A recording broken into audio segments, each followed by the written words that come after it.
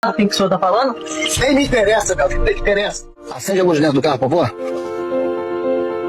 Documento e habilitação.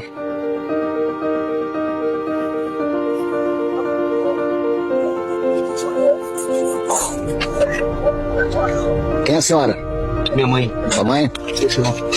Foi pra onde? Festa pra Parataízes? Onde vocês estão vendo?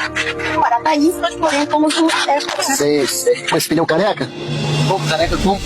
Isso, eu comprei esse cara. Você tá me chamando de mentiroso? Não, tá chamando. Aí esse farol queimado. Tá queimado? Eu não reparei, não. Seu pneu tá careca, seu farol tá queimado. E aí? O que você me diz? Você acha que você pode circular assim? Não. Qual lugar na sua lateral? Já deu filho. Você tá Não, vamos ver até onde que ele vai. Você não fala mais, você tá bem bêbado.